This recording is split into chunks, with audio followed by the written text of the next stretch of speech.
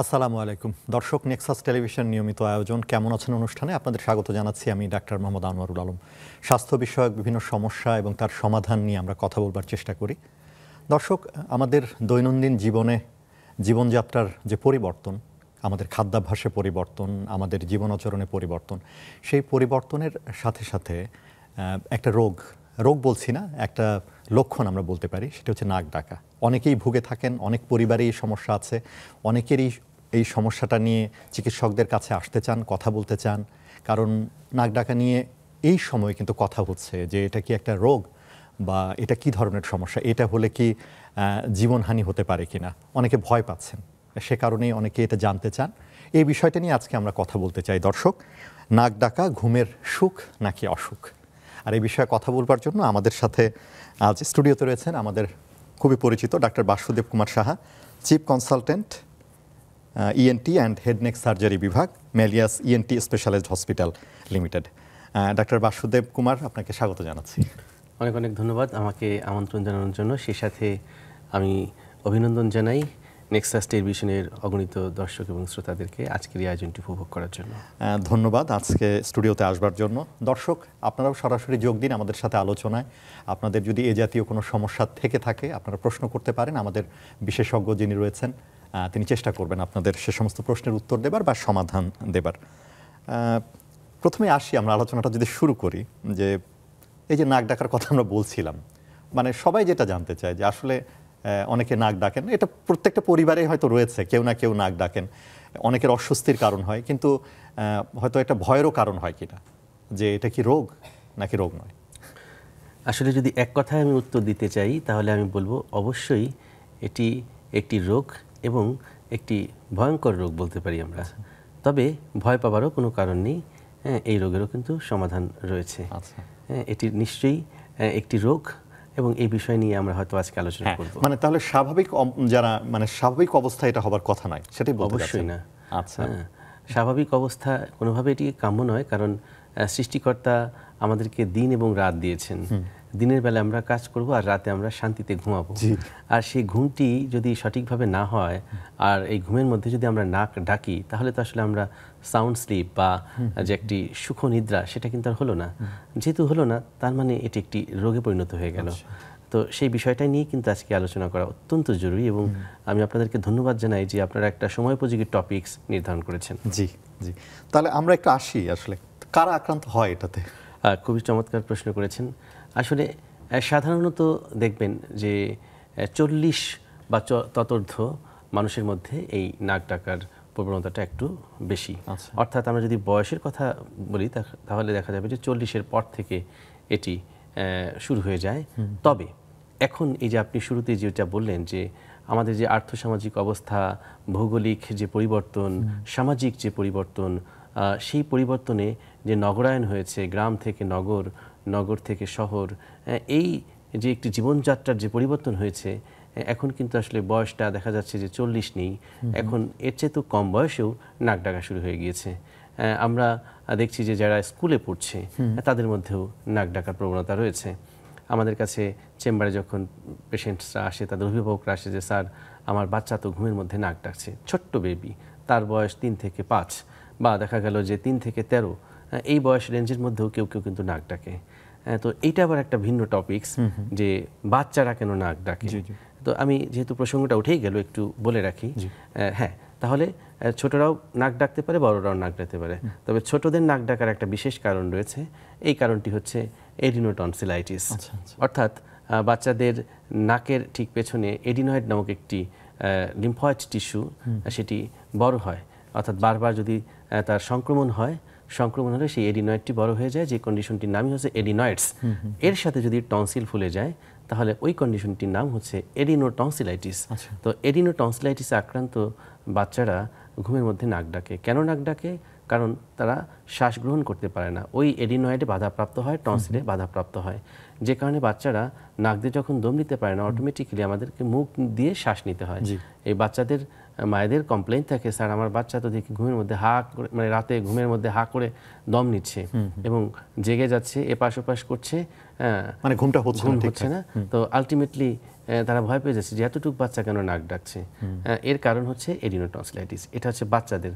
এরপর যদি আমরা কিশোর বয়সে আসি, দেখা যাচ্ছে যে স্কুলে পড়ছে, ক্লাস 9-10 অথবা কলেজে যাচ্ছে, আমরা কিছু কিছু বাচ্চা পাই, ছেলে মেয়ে পাই যারা অনেক ওবেস, মানে মোটা। কেন হয়েছে? কারণ তাদের লাইফ স্টাইলের কারণে। হ্যাঁ, খাদ্যাভ্যাস এখানে একটি বিশাল ফ্যাক্টর। তো এখন এই খাদ্যাভ্যাসের পাশাপাশি যে আমাদের যে ভৌগোলিক এবং সামাজিক যে একটি পটরেখার পরিবর্তন হয়ে গিয়েছে। দেখুন, আগে একটা সময় আমরা কি করতাম, আমাদের খেলার মাঠ ছিল, তাই না? আমরা হচ্ছে স্কুলে একটা খেলার নির্দিষ্ট টাইমই ছিল।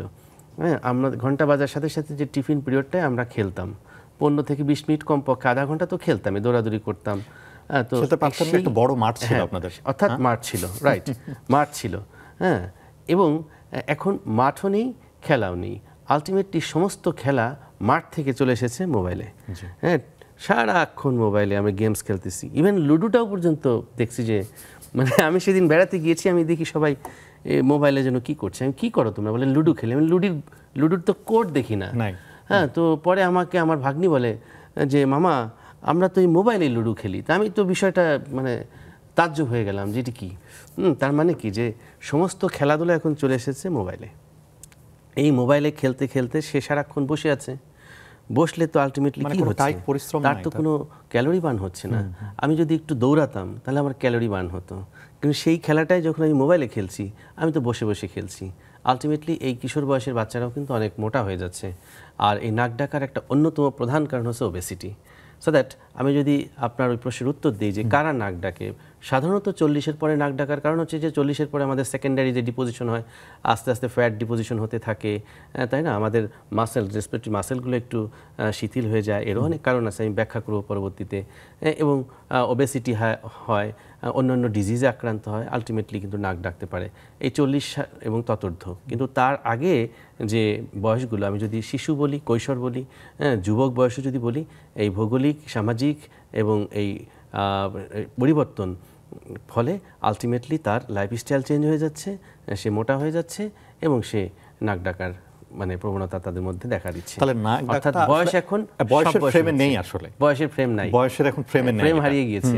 মানে সব বয়সে যে কোনো সময় আপনার এটা হতে পারে আসলে, মানে এমন একটা অবস্থায় আমরা রয়েছি আসলে। মানে কাউকেই কোনো বয়সে নিরাপদ নয় আসলে বলতে পারি আসলে। অনেক রোগী আমরা জানি যে হয়তো বেশি বয়স হলে বা কম বয়সে ঝুঁকি থাকে, কিন্তু এটার আসলে ঝুঁকি এখন বোধহয় বাড়ছে। তো এখন যদি আসলে কি কারণে হচ্ছে? আচ্ছা, কারণের মধ্যে 1 নম্বর কারণ হচ্ছে লাইফস্টাইল, যেটি নিয়ে আপনি বললাম। হ্যাঁ, লাইফস্টাইল অর্থাৎ দেখুন, এখন দেখুন আমাদের সবার স্লিপ সাইকেলটা চেঞ্জ হয়ে গিয়েছে। হ্যাঁ, গত পরশুদিন আমার চেম্বারে একটি পেশেন্ট এসেছেন, ভদ্রমহিলা। তিনি এসে বললেন যে স্যার আমার মাথা ব্যথা করে। আমি বললাম যে মাথা ব্যথা কতদিন ধরে? বলে যে গত 2-3 বছর ধরে আমার মাথা ব্যথা, এর আগে মাথা ব্যথাটা ছিল না। আমি বললাম যে মাথা ব্যথা আপনার ঠিক মতন ঘুম হয়? কারণ মাথা ব্যথার একটা অন্যতম প্রধান কারণ কিন্তু ইনসোমনিয়া, অর্থাৎ ঘুম যদি ঠিক মতন না হয়। বলে যে স্যার আমার তো ঘুম ভালো হয় না। আমি বললাম যে আপনি কখন ঘুমাতে যান? তিনি বললেন স্যার আমি ফজরের নামাজ পড়ে ঘুমাই। তাহলে চিন্তা করুন কাহিনীটা কি। ফজরের নামাজ পড়ে ঘুম থেকে ওঠার কথা, ওই সময় হচ্ছে যে উঠে কাজে যোগ দেওয়ার কথা, আর তখন হচ্ছে সে ঘুমাতে যায়। আমি বললাম এর আগে আপনি কি করেন? আমি মানে তার কাছে জানতে চাইলাম যে আপনি ফজরের নামাজের পর যদি আপনার ঘুম আসে, তাহলে তার আগে আপনি কি করেন? বলছি স্যার এই তো মানে এই একটু মোবাইলে কথাবার্তা বলি, একটু টিভি দেখি, সিরিয়াল দেখি, এই তারপর এটা করতে এটা ওটা করতে করতে একটু ফেসবুক দেখি। সে অবলীলায় সব কথাগুলো বলল। আমি বললাম যে আপনি যে এই কাজগুলো করছেন, এর ফলে তো আপনার স্লিপ সাইকেলটা চেঞ্জ হয়ে গেছে। এবং উনি যে কথাটি বললেন, এই মানে সমস্যাটা কিন্তু শুধু উনার একার না, সবারই।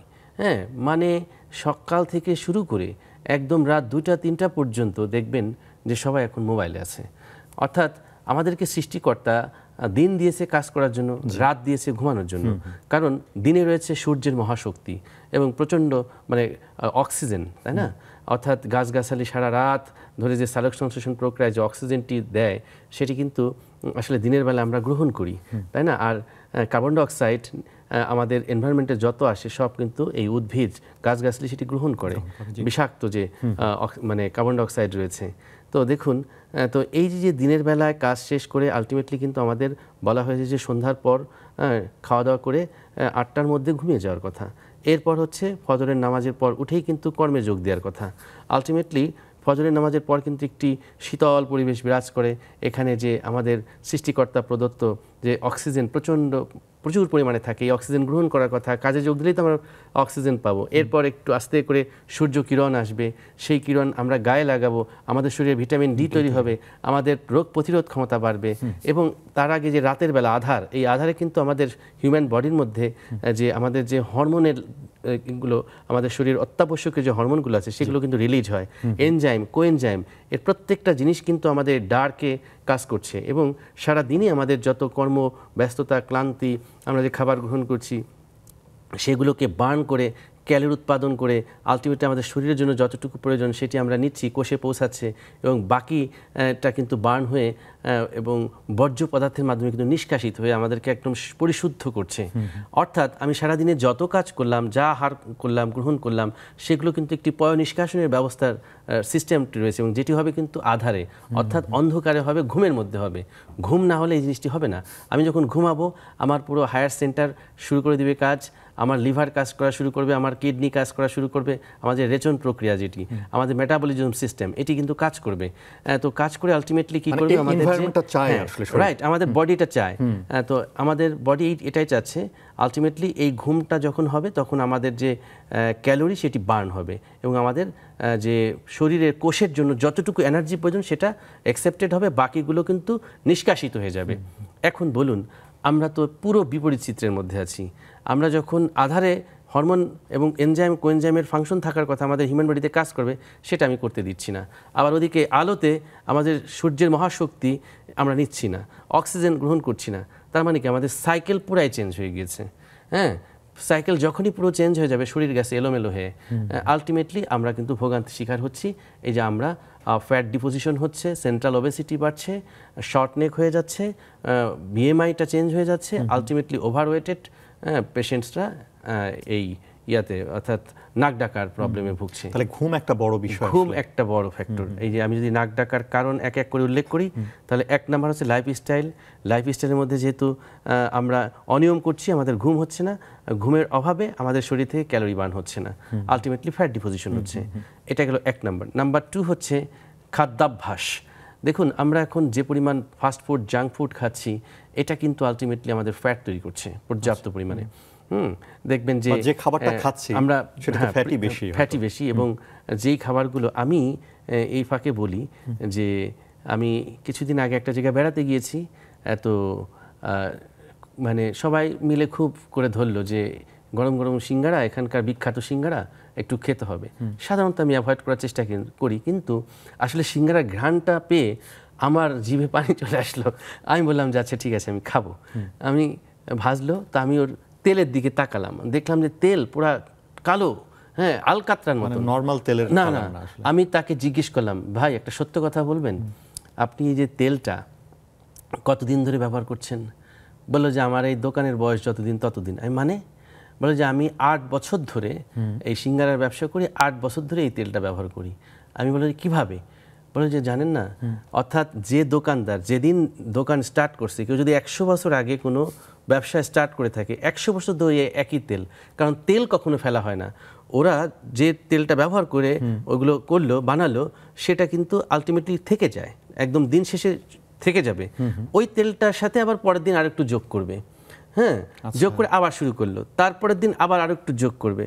তার মানেটা কি? সে কিন্তু আর কোনোদিন চেঞ্জ করলো না। অর্থাৎ আপনার যে তেলের মধ্যে যে ইনগ্রেডিয়েন্টগুলো আছে সেটা কতবার বার্ন হচ্ছে আপনি চিন্তা করেন। মানে ওখানে তেলের ইনগ্রেডিয়েন্ট আছে কিনা আসলে? হ্যাঁ, আলটিমেটলি কি হয়ে যাচ্ছে যে এর মধ্যে তো আসলে রাসায়নিক বিক্রিয়ায় অনেকটা আমাদের শরীরের জন্য ক্ষতিকর উপাদান তৈরি হয়েছে, যেটা আমাদের হিউম্যান বডিতে আসলে ক্যান্সার তৈরি করতে সহায়তা করছে। এই ধরনের কার্সিনোজেন হয়ে যাচ্ছে, সোজা কথায় ক্যান্সারের প্রিডিসপোজিং ফ্যাক্টর কার্সিনোজেন তৈরি হয়ে যাচ্ছে, যেটি আমাদের শরীরে খেলে আলটিমেটলি। তাহলে দেখেন যে আমরা কি খাচ্ছি আসলে। সে কিন্তু অবলীলায় স্বীকার করেছে কথাটা যে মানে আমরা কিন্তু এই কাজ করি, শুধু আমি না, সবাই। অতএব তাহলে খাবার একটা বড় খাবার ব্যাপার। একটা ফ্যাক্টর। আমরা আলোচনাটা চালিয়ে যাব, একটা বিরতি নিয়ে আসি। শিওর। দর্শক কেমন আছেন অনুষ্ঠানে একটা বিরতিতে যাচ্ছি, ফিরছি কিছুক্ষণ পরে, আশা করি আমাদের সঙ্গেই থাকবেন।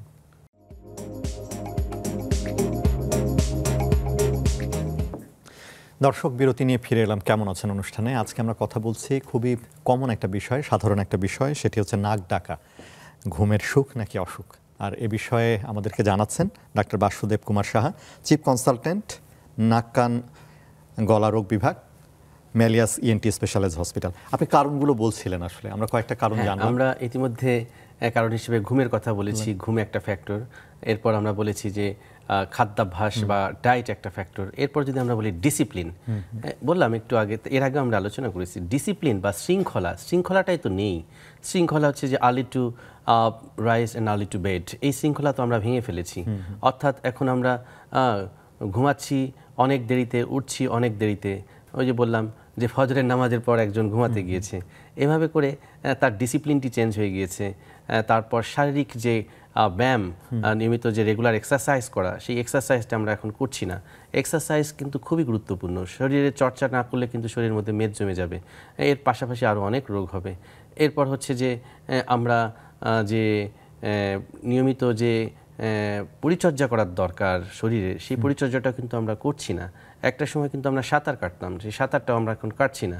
এখন শাওয়ার সিস্টেম চলে এসেছে, আমরা কিন্তু মানে এখন নদীর ঘাটেও যেয়ে গোসল করছি না, পুকুরেও গোসল করছি না, ঘরের মধ্যে। ইভেন আমি মাঝে মধ্যে যখন বেড়াতে যাই গ্রামগঞ্জে, আমি যে দেখি যে সব ওখানেও নগরায়ন, ওখানেও কিন্তু বেসিন চলে এসেছে, শাওয়ার চলে এসেছে। সে কিন্তু আর ওই তার ঠিক পাশেই যে পুকুরটি, সেই পুকুরটিতে এখন আর গোসল করছে না, অথবা সে কিন্তু নদীর ঘাটে যেয়ে গোসল করছে না, সে কিন্তু ওই ঘরের মধ্যেই গোসল করছে। এই যে একটি চেঞ্জ, এটা অর্থাৎ আমরা যদি একটু নদীতে যেতাম, আমরা যদি একটু পুকুরে যেতাম, একটু হলে কিন্তু আমরা সাঁতার কাটতাম, তো সেটা কিন্তু করছি না। অর্থাৎ আমাদের এই ডিসিপ্লিনটা চেঞ্জ হয়ে গিয়েছে। এরপর হচ্ছে যে শারীরিক কিছু বিষয় আছে, সেকেন্ডারি যে কজগুলো যদি আমরা বলি, যেমন ধরুন অ্যানাটমিক্যাল একটা বিষয় রয়েছে, যে কারো কারো ক্ষেত্রে দেখা যায় যে নেক, এই নেকটা শর্ট নেক মানুষের নাক ডাকার প্রবণতা বেশি থাকে, এটা একটা বিষয়। এরপর যদি আমি আসি, গলার একটি কথা বললাম, নাকের একটি কথা আসি। অনেকের দেখবেন যে নাকের হাড় বাঁকা থাকে। নাকের হাড় যদি বাঁকা থাকে তাহলে কিন্তু নাক দিয়ে সঠিকভাবে দম ঢুকবেও না, বেরও হবে না। নাকের মধ্যে যদি মাংস ফুলে যায় অ্যালার্জিক কারণে, অনেকের দেখবেন যে নাকের মাংস এমন ফুলেছে যে সে নাক দিয়ে দমে নিতে পারে না, বারবার তাকে ড্রপ দিতে হয়। নাকের ড্রপ না দিলে সে ঘুমাতে পারে না। তো যাদের দেখবেন যে নাকের মাংস ফোলা আছে, যে কন্ডিশনটিকে আমরা মেডিকেলের ভাষায় বলি হাইপারট্রফি টার্মিনেটস, বিশেষ করে ইনফিরিয়র টার্মিনেটটা বেশি ফুলে যায়। তো যাদের হাইপারট্রফি ইনফিরিয়র টার্মিনেট রয়েছে তারাও কিন্তু অনেক ক্ষেত্রে নাক ডাকতে পারে। এরপর নাকের মধ্যে পলিপাস বা পলিপের একটি রোগ রয়েছে, অর্থাৎ যে সমস্ত কারণে নাক অবস্ট্রাক্ট হয় বা বন্ধ হয়ে যায়, নাকের যে সমস্ত রোগের কারণে, এটা কিন্তু নাক ডাকার একটি কারণ হতে পারে। এরপর যদি আমরা গলার মধ্যে আসি, আমি বললাম যে শিশুদের ক্ষেত্রে যেটি হয়, এডিনয়েডসটি বড় হয়ে যায়, টনসিলটি হিউজলি এনলার্জড হয়, অর্থাৎ এডিনোটনসিলাইটিস থাকলে তার নাক ডাকার সমস্যা থাকতে পারে। এরপর যদি প্রাপ্তবয়স্কদের ক্ষেত্রে ক্রনিক টনসিলাইটিসের কারণেও কিন্তু নাক ডাকার সমস্যা হতে পারে। এরপর কারো কারো ক্ষেত্রে দেখা যায় যে জিহ্বা কিন্তু একটা ফ্যাক্টর। আমরা খেয়াল করি যে আমরা এটাকে বলি যে আপনি হা করলে দেখবেন যে অনেকের একদম গলা পর্যন্ত দেখা যায়, আবার অনেকের জাস্ট আলা জিহ্বাটাও দেখা যায় না। অর্থাৎ তার ওই অ্যানাটমিক্যাল যে গঠন, এই গঠনগত একটি কারণে কিন্তু হতে পারে। বিশেষ করে জিহ্বা অনেকের একটু মানে স্লিম থাকে, আবার অনেকের থাকে অনেক মোটা, বা যেটাকে আমরা বলছি যে base of the tongue bulky. অর্থাৎ আমাদের জিহ্বার যে গোড়া, এই গোড়াটা যদি অনেক বেশি স্থূল হয়ে যায়, সেক্ষেত্রে কিন্তু নাক ডাকার প্রবণতা থাকতে পারে। অর্থাৎ নাক ডাকার জন্য জিহ্বাও কিন্তু একটা কারণ। এরপর আমি চলে আসি আমাদের আলা জিহ্বা, যেটাকে আমরা বলছি উভুলা মেডিকেলের ভাষায়। তো অনেকেরই আলা জিহ্বাটা নর্মাল যে শেপে থাকার কথা, এই আলা জিহ্বাটা অনেকের অতিরিক্ত মাত্রায় লম্বা, যেটাকে আমরা বলছি ইলংগেটেড ইউভুলা। অর্থাৎ এই উভুলাটা যদি কারো অতিরিক্ত মাত্রায় লম্বা থাকে, তাহলে কিন্তু এই আমরা যখন ঘুমাই, ঘুমের মধ্যে কিন্তু সেটি রিল্যাক্স হয়ে মাসেল, এটা তো একটা আসলে মানে মাসেলের শিথিলতার কারণে বা রিল্যাক্সেশনের কারণে এটি ফল ব্যাক করে যায়, তখন ন্যাজোফ্যারিন্সটাকে অবস্ট্রাক্ট করে, আলটিমেটলি কিন্তু আমাদের নাক ডাকা শুরু হয়ে যায়, ভাইব্রেশন হয়। আবার অনেকে যেটি করে যে অ্যালকোহল সেবন করে, অনেকে অনেক ড্রিঙ্কস করে বিভিন্ন টাইপের, তো এই অ্যালকোহল, ড্রিঙ্কস এবং সিডেটিভস, পিল, ওই যে বললাম ঘুম, দেখেন ঘুরে ফিরে কিন্তু ঘুমের মধ্যে আমি আসছি, ঘুম আসে না এখন আর, ঘুম আসে না, ঘুমের ওষুধ খেতে হ্যাঁ ঘুমের ওষুধ খায়। তো এগুলো কাজ কি, যে যে সিডেটিভসগুলো কিন্তু আমাদের মাসেলগুলোকে রিল্যাক্স করে, তাই না? এগুলো যত বেশি খাবে তত বেশি মাসেল রিল্যাক্স হবে, আমাদের যে রেসপিরেটরি সিস্টেমের মাসেলগুলো থেকে শুরু করে আমাদের টাং মাসেল, প্যালেটের যে মাসেল, এগুলো কিন্তু রিল্যাক্স হয়ে যাবে। রিল্যাক্স হয় বলে তো আমাদের ঘুম আসে। তো এগুলো যত বেশি রিল্যাক্স হয়ে যাবে তত বেশি আপনার নাক ডাকার প্রবণতা বাড়বে। এবং স্মোকিংও কিন্তু একটা ফ্যাক্টর। আপনি যত বেশি ধোঁয়া নিচ্ছেন আলটিমেটলি কিন্তু আপনার মিউকোজাল একটা চেঞ্জ হয়ে যাচ্ছে, এবং এখান থেকেও কিন্তু আপনার নাক ডাকার প্রবণতা বাড়বে। তাহলে দেখুন নাক ডাকার কত কারণ রয়েছে, অসংখ্য কারণে হয় আসলে। তো এখন তাহলে আমরা আসি যে তাহলে ঝুঁকি কি হতে পারে। খুবই গুরুত্বপূর্ণ একটি কথা বলেছেন। দেখুন সেদিন একটি সেমিনার হচ্ছিল আমাদের, তো প্রায় মেডিকেল সেমিনার হয়, তো সেমিনারে আমার একটি প্রেজেন্টেশন ছিল। আমি বললাম যে স্নোরিং বা অবস্ট্রাকটিভ স্লিপ অ্যাপনিয়া, অর্থাৎ এই বিষয়টা নিয়ে একটু আলোচনা করছি। নাক ডাকার ফলে অনেকের অবস্ট্রাকটিভ স্লিপ অ্যাপনিয়া হয়। অবস্ট্রাকশন মানে হচ্ছে বাধা, স্লিপ মানে ঘুম, অ্যাপনিয়া মানে কমপ্লিট সিজেশন অফ রেসপিরেশন। অর্থাৎ যাদেরই নাক ডাকার প্রবণতা অতিরিক্ত মাত্রায় চলে যায় তাদের হচ্ছে অবস্ট্রাকটিভ স্লিপ অ্যাপনিয়া নামক একটি রোগে সে আক্রান্ত হয়। আমি অনুষ্ঠানের শুরুতে আপনি আমাকে প্রশ্ন করেছিলেন যে এটি কি কোনো রোগ কিনা। এই রোগটার নামই হচ্ছে অবস্ট্রাকটিভ স্লিপ অ্যাপনিয়া। অর্থাৎ যারা নাক ডাকছে, নাক ডাকার ফলে যদি তার ঘুমের মধ্যে দম নিতে কষ্ট হয়, ইভেন কোনো কোনো ক্ষেত্রে হঠাৎ করে দম কয়েক মিনিটের জন্য আটকে থাকে, তারপরে সে আবার শ্বাস নেয়, এই কন্ডিশনটির নাম হচ্ছে অবস্ট্রাকটিভ স্লিপ অ্যাপনিয়া। তো রিসেন্ট একটি গবেষণায় বলা হয়েছে এই অবস্ট্রাকটিভ স্লিপ অ্যাপনিয়া একে বলা হয় অন্যান্য রোগের ফাদার, অর্থাৎ this is the father of the other disease. তাহলে কেন বলা হলো জনক? কারণ এই অবস্ট্রাকটিভ স্লিপ অ্যাপনিয়া যারা আক্রান্ত বা নাক ডাকার সমস্যায় যারা আক্রান্ত, তাদের শরীরে বারবার করে মানে ক্রমাগতভাবে ধীরে ধীরে ধীরে অনেক রোগ বাসা বাঁধবে। তার মধ্যে যদি আমি বলি সবার আগে 1 নাম্বার হচ্ছে তার কার্ডিয়াক প্রবলেম হবে, হৃদরোগ। হৃদরোগের মধ্যে কি আছে? উচ্চ রক্তচাপ শুরু হয়ে যাবে, হ্যাঁ, হাইপারটেনশন। এরপর আমরা চলে আসি হৃদরোগের পর স্ট্রোক, হ্যাঁ, অর্থাৎ হঠাৎ করে তার মস্তিষ্কে রক্তক্ষরণ হয়ে সে একটি স্ট্রোক হতে পারে, বা ইসকেমিক স্ট্রোক, রক্ত ব্লক হয়ে যেতে পারে, স্ট্রোক হয়ে যেতে পারে। এরপর হচ্ছে তার ডায়াবেটিস। দেখুন কতগুলো জটিল রোগ হচ্ছে।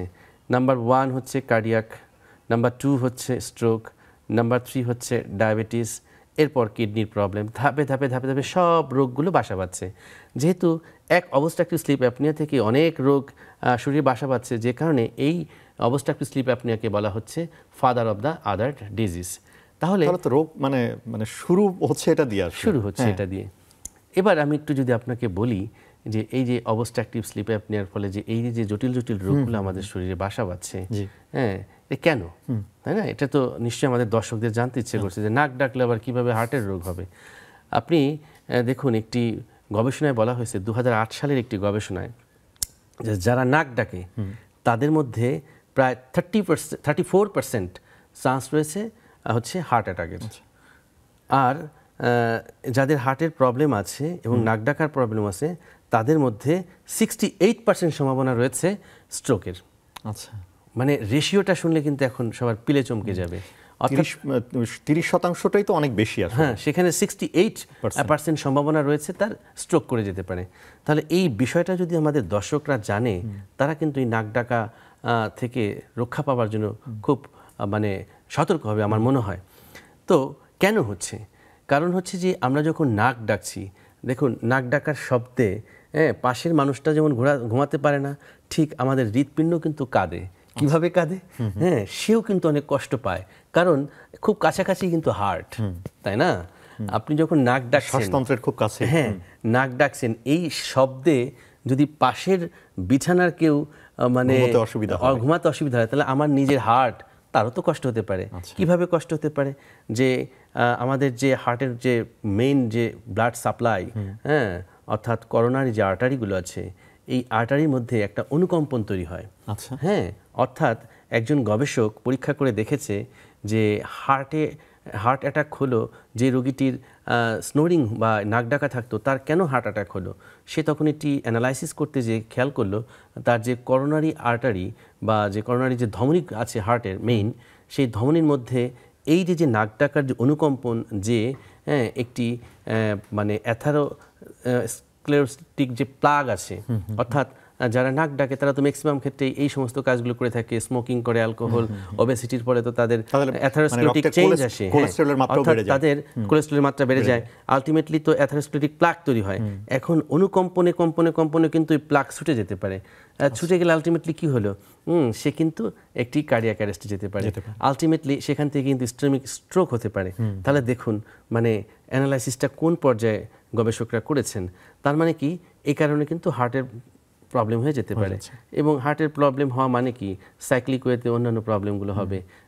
হার্ট যখন আক্রান্ত হবে তখন ব্রেন হবে, রাইট, বাকি কিডনি হবে, এরপর হচ্ছে যে হাইপোক্সিয়া, যখন একজন মানুষ রাত্রিবেলা ঘুমায় না ঠিক মতন, অর্থাৎ নাক ডাকে, তার কিন্তু ওই দিনটা পুরো মাটি হয়ে যায়, সে সব সময় লেথার্জিক থাকে, অর্থাৎ তার একটু অবসাদ লাগে, ক্লান্তি থাকে। আমার কাছে সেদিন প্রবাস থেকে এক ভদ্রলোক এসেছেন, তিনি এসে বললেন যে স্যার আমি তো আপনার ভিডিও দেখে আসলাম, মূলত আপনি জানেন যে আমি হেলথ নিয়ে প্রচুর ভিডিও তৈরি করি জনস্বার্থে, তো প্রবাস থেকে অনেকেই আসেন, তো উনি এসে বললেন যে আপনার একটি ভিডিও দেখেছিলাম, সেই ভিডিওতে এক ভদ্রলোক বলেছিলেন যে আমি এমন নাক ডাকি, আমার নিজের নাক ডাকাতে আমি নিজেই উঠে যাই, অর্থাৎ ভয়ে আমি কিভাবে নাক ডাকছি, বা নিজের নাক ডাকা সে নিজেই শুনে। তো সেই রোগীকে আমি চিকিৎসা করে ভালো করার পর সে যখন একটা রিভিউ দিয়েছে, এই রিভিউটা দিয়ে আবার অন্য দেশ থেকে একজন নাগরিক এসেছেন, তো উনি এসে বললেন যে স্যার আমি তো একজন পেশায় ড্রাইভার, আমি তো 3 বার মৃত্যুর থেকে বেঁচে আছি। কিভাবে?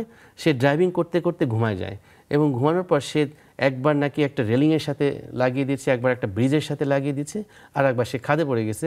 এবার 3 বার যেহেতু বাঁচছি, তার মানে আর একবার যদি পড়ি স্যার আমার নির্ঘাত মৃত্যু, তার আগে আমি বাঁচতে চাই, এই জন্য আমি আপনার কাছে এসেছি।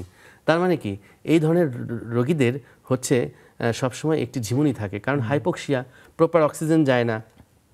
নাক ডাকা মানেই তো কি, সে তার শরীরে পর্যাপ্ত অক্সিজেন গেল না, টিস্যুগুলো হাইপোক্সিক থাকে, ব্রেন হাইপোক্সিয়ায় থাকে, আলটিমেটলি তার ভিতরে একটা নিদ্রাহীনতার ফলে একটা ক্লান্তি থাকে, আর ক্লান্তির ফলে সে যখন যে অবস্থা থাকে ঘুম চলে আসে।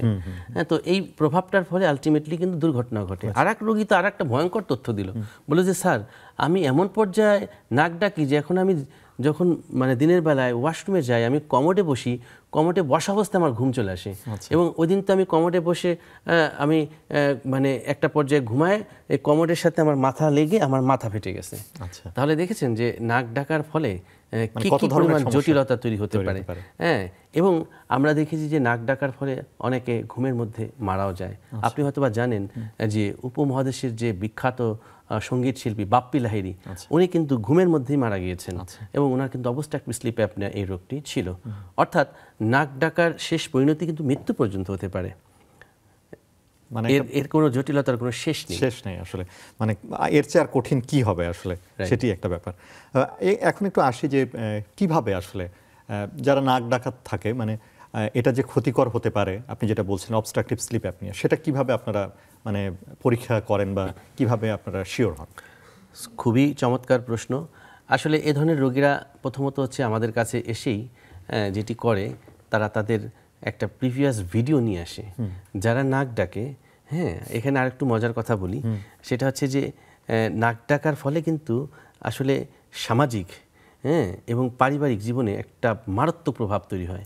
বিশেষ করে নববিবাহিত স্ত্রী এবং মানে স্বামী, এদের মধ্যে কিন্তু গন্ডগোল পর্যন্ত বেঁধে যেতে পারে।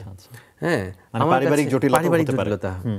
আমার কাছে এরকম একবার এসেছে এক রোগী, বলে যে স্যার আমাদের তো দীর্ঘদিনের মানে সম্পর্ক, কিন্তু এতদিন তো ভালোই ছিলাম, বিয়ে করার পর পরই সম্পর্ক নষ্ট হয়ে গেছে। আমি বললাম কেন? বলে যে এতদিন তো দূরে দূরে ছিলাম, সে তার রাতের দৃশ্য আমার দেখে নাই, কিন্তু এখন তো আমি তো স্যার আসলে প্রচণ্ড নাক ডাকি, আমার স্ত্রী তো এখন আমার সাথে থাকে না, পাশের বিছানায় যে ঘুমায়, আমি এই নিয়ে তার সাথে রাগ করি, সে উল্টা আমাকে শাসায় যে সে তো ঘুমাতে পারছে না। অর্থাৎ স্বামী স্ত্রীর মধ্যে একটা দ্বন্দ্ব বেঁধে যাচ্ছে এই নাক ডাকা, জটিলতা। এরপর হচ্ছে যে রোগী বলে যে স্যার আমি এমন নাক ডাকি যে এখন আমার খুব lজ্জা লাগে, আমি এই লজ্জায় আমি এখন আত্মীয় স্বজনের বাড়িতে মানে বেড়াতেই যাই না। বলছে স্যার আমি এমন নাক ডাকি যে আমি কোথাও যেতে আমার খুব লজ্জা লাগে, আমি যদি বাসের মধ্যে আসি পাশের মানুষজন আমাকে নিয়ে হাসাহাসি করে, এরপর আমি যেখানে যাই ট্রেনে যাই ট্রেনের মানুষজন হাসাহাসি করে, এই কারণে আমি এখন মানে ঘরের মধ্যেই মানে বসে থাকি। এখন আলটিমেটলি এই রোগে যারা আক্রান্ত একটা পর্যায়ে ডিপ্রেশনে চলে যায়, অর্থাৎ এই রোগে যারা আক্রান্ত হয়েছে তারা কিন্তু একটা পর্যায়ে মানসিক রোগী হয়ে যাচ্ছে। তো এর ফলে কি হয় যে তারা, এবং বহির্বিশ্বের অবস্থা তো আরও খারাপ, যে স্লিপ রিলেটেড ডিভোর্স, অর্থাৎ স্ত্রী স্বামীকে ছেড়ে দিচ্ছে, স্বামী স্ত্রীকে ছেড়ে দিচ্ছে, এটাকে বলা হয় স্লিপ রিলেটেড, মানে স্লিপ ইনডিউসড ডিভোর্স। এটা কি টার্মই চলে মানে এসেছে। জটিলতা কত ধরনের হতে পারে সেটা আমরা দেখলাম। আমরা আসবো আলোচনায়, আরেকটা বিরতি নিতে চাই। দর্শক কেমন আছেন অনুষ্ঠানে আরেকটা বিরতিতে যাচ্ছি, কিছুক্ষণ পরে ফিরে আসছি।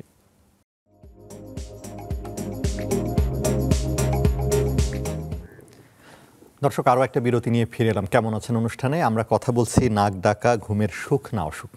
আমাদের সাথে ডাক্তার বাসুদেব কুমার সাহা আছেন, তিনি বিশেষজ্ঞ নাক কান গলা রোগ বিভাগ। আপনি বলছিলেন কারণগুলো দাদা, আমরা একটু জানতে চাচ্ছিলাম যে অবস্ট্রাকটিভ স্লিপ অ্যাপনি আপনি নিয়ে আসলেন, তো আমরা জানতে চাচ্ছিলাম যে এটা মানে কিভাবে আপনারা বলছেন নির্ণয় করা যায়। কিভাবে? হ্যাঁ, সেটাই যে আমি যে গল্পগুলো করছিলাম এগুলো মূলত রোগীদের কাছ থেকে প্রথমে আমরা উপসর্গগুলো শুনি যে আপনার কি কষ্ট হয়। ইভেন রোগীরা কি ভিডিও ক্লিপস দেখায় যে এই যে দেখেন, তো আমরা তো এটা দেখি যে আসলে কিভাবে সে হা করে ঘুমাচ্ছে, হঠাৎ করে ইন্টারমিটেন্ট স্লিপ ব্রেকিং, অর্থাৎ এই ধরনের রোগীরা কিছুক্ষণ ঘুমায় আবার জেগে যায়, কিছুক্ষণ ঘুমায় আবার জেগে যায়, এটাকে বলা ইন্টারমিটেন্ট স্লিপ ব্রেকিং, অর্থাৎ কয়েকবার তার ঘুম ভাঙে। এরপর হচ্ছে যে সে ঘুমের মধ্যে এপাশ ওপাশ করে, এই উপসর্গগুলো দেখে আমরা কিছুটা বুঝতে পারি এবং এরপর হচ্ছে তাকে কনফার্ম করি যে সে আসলে এই অবস্ট্রাকটিভ স্লিপ অ্যাপনিয়ার কোন স্টেজে রয়েছে, হ্যাঁ কোন মাত্রায় রয়েছে। এই মাত্রাটা ডিটেক্ট করার জন্য এবং চিকিৎসার ধরনটা কি হবে সেটাকে বোঝার জন্য আমরা একটা পরীক্ষা করি, যেই পরীক্ষাটির নাম হচ্ছে পলিসনমোগ্রাফি, বা আমরা বলতে পারি স্লিপ স্টাডি। তার পুরো ঘুমটাকে আমরা স্টাডি করব। একটু কি দেখবো আমরা? ডেফিনেটলি আমরা একটু দেখতে পারি, আমাদের একটা ভিডিও আছে। আমি যেহেতু ইনভাইটেশন পেয়েছিলাম, তো আমি আমাদের দর্শকদের জন্য একটি ভিডিও ক্লিপ করে নিয়ে এসেছি বাস্তবে যে কিভাবে আমরা পলিসনমোগ্রাফি আমরা একটু দেখি, আমরা একটু দেখি এবং তার এই উপসর্গগুলো দেখা দিয়ে থাকে। তো আমরা আজকে এই পরীক্ষার মাধ্যমে মূলত নির্ণয় করতে চাই সে কোন স্টেজে আছে। আশা করছি রোগটি নির্ণয় শেষে আমরা তার লাইফস্টাইল মডিফিকেশন, মেডিকেল ম্যানেজমেন্ট এবং নতুবা আমরা তার স্লিপ সার্জারিও করতে পারি, সেটি নির্ভর করবে পরীক্ষার রিপোর্টের উপর।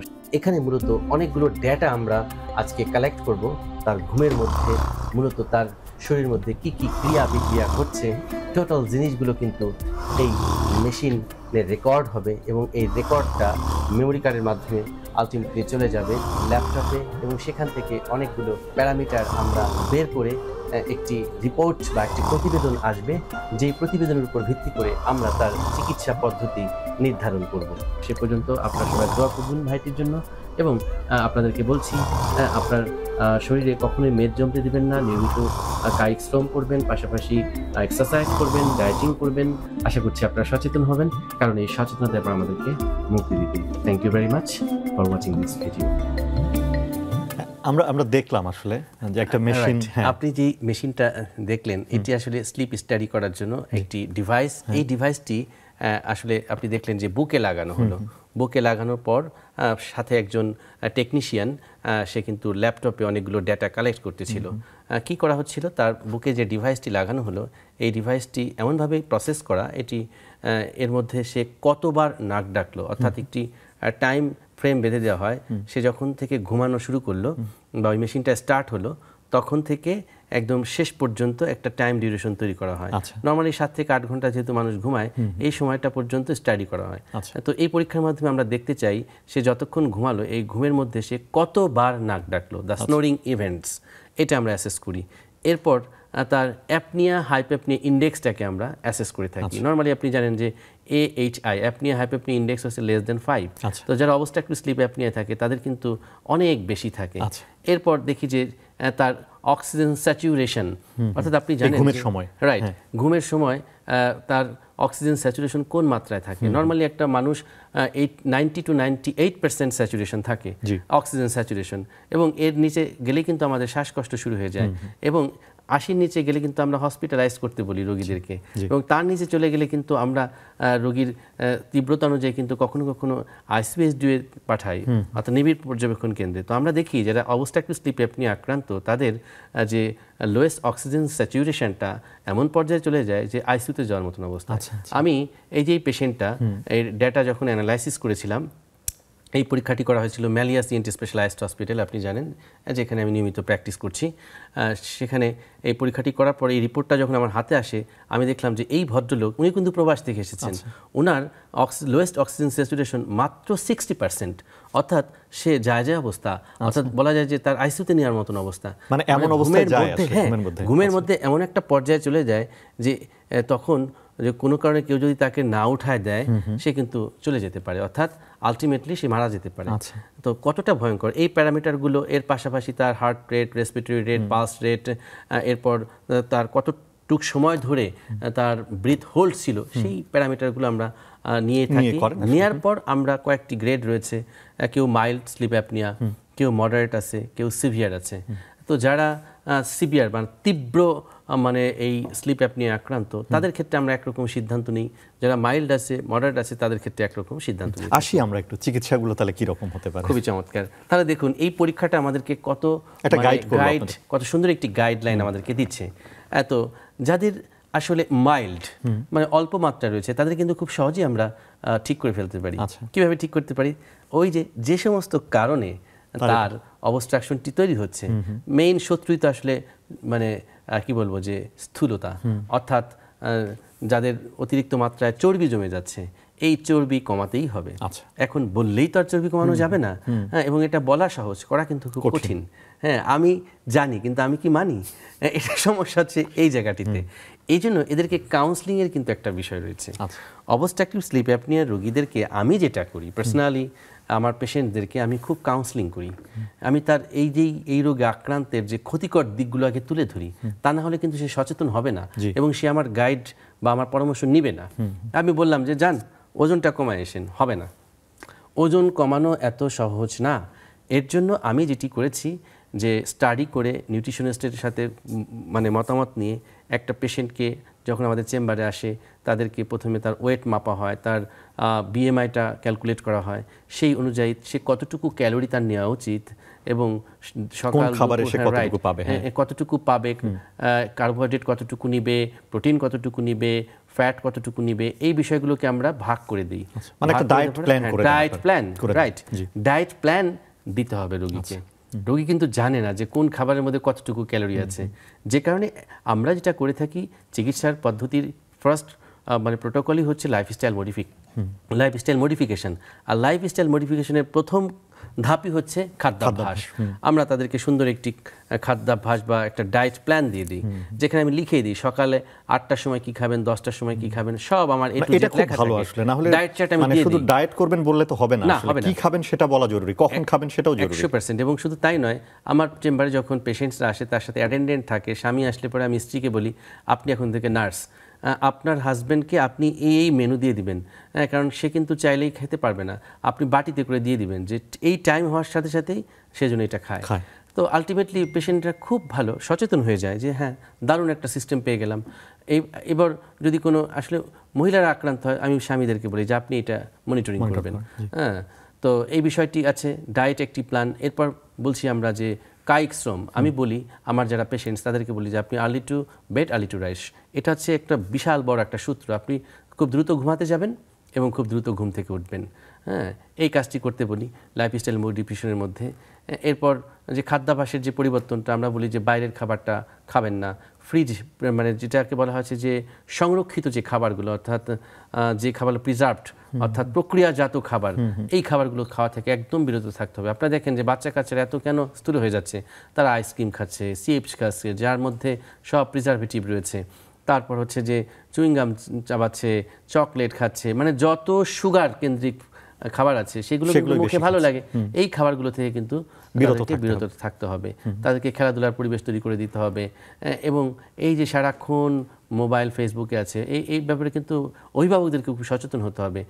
অর্থাৎ প্রাপ্তবয়স্ক না হওয়া পর্যন্ত তাদের হাতে হ্যান্ডসেট দেওয়া যাবে না। ব্লু স্ক্রিন আমাদের শারীরিক, মানসিক, দৈহিক সব দিক দিয়ে ক্ষতি করছে, অর্থাৎ এইগুলো আমাদেরকে অবশ্যই তাদের হাত থেকে তুলে নিতে হবে। তারপর সারাক্ষণ টিভি দেখছে, এটাও কিন্তু করা যাবে না। হ্যাঁ, দেখতে পারে, একটা নির্দিষ্ট সময় বলে দিতে হবে তুমি এই 10 মিনিট এটা দেখো, নির্ধারণ করে দিতে হবে অভিভাবকদেরকে তুমি এইটা দেখবা, শিক্ষামূলক। যে জিনিসগুলো দেখলে বাচ্চারা উপকৃত হবে সেই ভিডিওগুলো তাদেরকে দিতে হবে। আচ্ছা। এভাবে করে আমরা একটি প্রোটোকল দাঁড় করিয়ে দিই। কাউন্সেলিং এর মধ্যে এগুলো থাকে। এরপর আমরা তো আসলে চিকিৎসক হিসেবে দেখি যে আসলে তার কোনো মেকানিক্যাল অবস্ট্রাকশন রয়েছে কিনা, যে কথাগুলো বলেছিলাম, যে কারো নাকের সমস্যা থাকে, যদি নাকের হাড় বাঁকা থাকে তাহলে ওইটার কারণে যদি আমি মনে করি যে নাক ডাকার প্রবলেমটি হচ্ছে, তাহলে আমি ঠিক করে দিচ্ছি, সেপ্টোপ্লাস্টি করে দিচ্ছি। আবার যদি আমরা দেখি যে তার নাক ডাকার প্রবলেমের সাথে গলাও জড়িত আছে, অর্থাৎ নাক এবং গলা দুটোই জড়িত, তখন তাদেরকে আমরা বলি স্লিপ সার্জারি করার জন্য। স্লিপ সার্জারি বলে কিন্তু একটি সার্জারি রয়েছে। কি সেটা, এটা অনেকে জানতে চায় আমার কাছে। সেটা হচ্ছে যে একটি সমন্বয়, অর্থাৎ নাকের মধ্যে যদি হাড় বাঁকা থাকে সেটাকে বলি আমরা সেপ্টোপ্লাস্টি করে দেই। এরপর যদি টার্বিনেট ফুলে যায় সেটাকে টার্বিনোপ্লাস্টি করি, তাহলে নাকের মধ্যে আমি দুটি কাজ করলাম। এরপর গলার মধ্যে যদি আমি আসি, গলার মধ্যে যে আলা জিহ্বাটা বর্ধিত থাকে তাহলে সেটাকে আমাকে ছোট করতে হবে, যেটি নাম হচ্ছে পার্শিয়াল উভুলেক্টমি। এরপর টনসিল বড় বড় থাকলে পরে এটি কিন্তু রেসপিরেটরি প্যাসেজকে ব্লক করে, হ্যাঁ, এবং ঘুমের মধ্যে কিন্তু এটি যখন রেসপিরেশনের সাথে সাথে রেসপিরেটরি ট্র্যাক্টটাকে খুব ন্যারো করে দেয়, আর তখনই কিন্তু নাক ডাকার প্রবলেমটি হয়। আমরা টনসিলেক্টমি করি। টনসিলেক্টমির পর আমরা ফ্যারিঙ্গোপ্লাস্টি নামক একটি সার্জারি রয়েছে, রিলোকেশন ফ্যারিঙ্গোপ্লাস্টি। এই কাজগুলো করি। এটি আমাদের আসলে চিকিৎসা বিজ্ঞানের একটি পার্ট, এটা হয়তো সাধারণ জনগণ বুঝবে না। অর্থাৎ যদি এই সমস্যাগুলোর জন্য হয় একটি সলিউশন, আপনি দিবেন। সার্জারিটা একটি সলিউশন। যদি একান্তই যখন আমরা বলছি যে অবস্ট্রাকটিভ স্লিপ অ্যাপনিয়া, যেখানে আসলে আমি মেডিকেল ম্যানেজমেন্টটা ফেল, যেখানে মেডিকেল ম্যানেজমেন্ট বা ওষুধপত্র দিয়ে লাইফস্টাইল মডিফাই করে যখন আমি ফেল হয়ে গেলাম, তখন আমরা সার্জারিতে যাই। অর্থাৎ সার্জারি হচ্ছে একটি লাস্ট অপশন। তবে এর আগে কিন্তু আরেকটা বিষয় আছে, সেটা হচ্ছে যে আমরা সিপ্যাপ নামক একটি মেশিন কিন্তু ব্যবহার করতে বলি। যে অনেকের আছে যে নাক ডাকার প্রবলেম, তার শরীরে আমরা সার্জারি করতে পারছি না, কারণ তার হয়তো অতিরিক্ত বয়স রয়েছে, বয়স একটা ফ্যাক্টর, তার জিএ ফিটনেস নেই, হ্যাঁ, তার কোমরবিডিটি রয়েছে, কমপ্লিকেশনস রয়েছে, মৃত্যু ঝুঁকি রয়েছে। এখন তাকে তো চাইলে আমি অপারেশন করতে পারি না, কারণ এটা একটা বড় অপারেশন। এই অপারেশন করার ধকলটা তাকে সহ্য করতে হবে, যে কারণে তাকে আমরা লাইফস্টাইল মডিফিকেশন, পাশাপাশি তাকে আমরা সিপ্যাপ মেশিন, কখনো কখনো বাইপ্যাপ মেশিন, এই ডিভাইসগুলো তাদেরকে সাজেস্ট করে দিই। এটি একটি নির্দিষ্ট প্রক্রিয়া রয়েছে, আমরা সেট আপ করে দিই, যাতে আমাদের দেশে এটা available CPAP machine, BiPAP machine এগুলো অ্যাভেলেবেল রয়েছে। আমরা এগুলো দিয়ে দিচ্ছি। দেওয়ার পর আলটিমেটলি রোগীরা খুব সুন্দর করে আরামে ঘুমাতে পারে। অর্থাৎ এটির যে সমাধান আছে, এই বিষয়টা কিন্তু আমরা জানাতে চাই আমাদের সাধারণ জনগণকে, যে আপনারা এটাকে মানে একটি আভিজাত্য মনে করে, অনেকে কিন্তু মনে করে যে নাক একটু এখন না, সেটা আমরা বলতে চাচ্ছিলাম যে নাক ডাকা নিয়েও কিন্তু মানুষ আছে যে তারা ভাবছে যে এটা স্বাভাবিক একটা বিষয়, এটা কোনো অসুবিধা করে না, নাক ঘুমায় যখন একটু তো নাক ডাকবেই, এটাও তো অনেকে মনে করে না। রাইট, এটা একটা মিসনোমার। অর্থাৎ সবাই ভাবে যে একটু টাকা পয়সা হয়েছে, হ্যাঁ, একটু সব কিছু ঠিকঠাক হয়েছে, একটু খাওয়া দাওয়া হয়েছে, এখন তো নাক ডাকবই। অনেকে দেখবেন গ্রামগঞ্জে এখনও ভুঁড়িওয়ালা মানুষজনকে একটু বেশি রেসপেক্ট করে, মনে করে যে তার এখন অর্থবিত্ত আছে। একটু ভুঁড়ি টুড়ি তো তাদেরই হয় যে একটু ভালো খাওয়া দাওয়া করে, তাই না? তো এটাকে অনেকটা মানে সহজভাবে নেয় অনেকে, কিন্তু এটা যে কতটা ভয়ঙ্কর সেটা তো আসলে এই আলোচনা শুনলে বোঝা যায়। অর্থাৎ এখানে ছাড় দেওয়ার কোনো সুযোগ নেই। হ্যাঁ, যত বেশি আপনি ওবেজ হবেন তত আপনি কম খেতে পারবেন, বরঞ্চ আপনি যদি স্লিম থাকেন তাহলে আপনি সারা জীবন বেশি খেতে পারবেন। আর হঠাৎ করে বেশি খেয়ে যদি আপনি মোটা হয়ে যান, আপনার শরীরে যখন রোগ বেঁধে যাবে, তখন কিন্তু আলটিমেটলি আপনার কপাল থেকে খাওয়া দাওয়া উঠে যাবে। সেটা ঠিক আসলে। এবং আপনি যেমনটা বলছিলেন আসলে যে মানে কত ধরনের সমস্যা হতে পারে, এখন তো আমরা জানলাম যে আমরা স্ট্রোকের কথা শুনেছি, কিন্তু এটার একটা কারণ যে এটা হতে পারে আসলে, সেটা আমরা আপনার কাছ থেকে জানলাম যে কত ধরনের রোগ, মানে শরীরের বোধহয় বড় বড় যে আমাদের অর্গ্যানগুলো আছে, সেই অর্গ্যানের রোগের সাথে কিন্তু আমরা দেখছি যে আপনার এই নাক ডাকার একটা সম্পর্ক কিন্তু রয়েছে আসলে। নিশ্চয়ই নিশ্চয়ই, বললাম না যে it is the father of the other disease. অর্থাৎ আপনি যখন এই অবস্ট্রাকটিভ স্লিপ অ্যাপনিয়া আক্রান্ত হবেন, হ্যাঁ, তখন আপনার নানাবিধ সমস্যা দেখা দেবে। আর একটা বিষয় এখানে আমি আলোচনায় আসে না, একেবারে সময় খুব কম, সেটা হচ্ছে যে দাম্পত্য জীবনে যে কোলাহল বা একটা ডিসহারমোনি তৈরি হয়, তার একটা কারণ বলি, যে যারা স্নোরিং আক্রান্ত তাদের কিন্তু মানে লিবিডোটা কমে যায়। অর্থাৎ তার যে সেক্সুয়াল যে একটি বিষয় আছে, সেই জিনিসটা কিন্তু আলটিমেটলি এই পাওয়ারটা কিন্তু ধীরে ধীরে কমে যাচ্ছে। সো এই জায়গাটা তো কিন্তু ফ্যামিলিয়াল ডিসহারমোনি হয়, হতে পারে। এটা কিন্তু একটি বিশাল একটা ব্যাপার। এটা তো অনেকে জানেই না যে তার এই লিবিডো থাকবে না, অর্থাৎ ইচ্ছা থাকবে না, ইচ্ছাটা আস্তে আস্তে কমে যাবে, নিস্তেজ হয়ে যাবে। এটা তো আর একটা যন্ত্রণা, অনেকটা দাম্পত্য জীবনে একটি কলহল তৈরি হয়ে যাবে। মানে অনেক ধরনের জটিলতা হতে পারে তার মধ্যে আসলে। এই দাম্পত্য জীবনে কলহলের এটাও কিন্তু একটা কারণ। It's causes the loss of libido. অসংখ্য ধন্যবাদ ডাক্তার বাসুদেব কুমার সাহা, এবং আপনার কাছে আমরা অনেক কিছু আমরা জানলাম আসলে যে কত ধরনের জটিলতা হতে পারে, এবং দর্শক নিশ্চয়ই আপনারাও আসলে শুনলেন আমাদের বিশেষজ্ঞের কাছ থেকে যে একটা নাক ডাকা থেকে কত ধরনের শারীরিক সমস্যা হতে পারে। সে কারণেই আমরা আসলে একটু সচেতন হই, যাদের আমাদের নাক ডাকার অভ্যেস আছে আমরা একটু চিকিৎসকের পরামর্শ নিই এবং দেখে নিই আসলে আমাদের এটা কী অবস্থায় আছে, এবং প্রাথমিক পর্যায়ে থাকলে আমাদের বিশেষজ্ঞ বললেন যে এই রোগ থেকে কিন্তু আপনি সহজেই মুক্তি পেতে পারেন। আপনারা ভালো থাকুন, সুস্থ থাকুন। সামনের দিনে নতুন কোনো বিষয় নিয়ে আবার কথা হবে।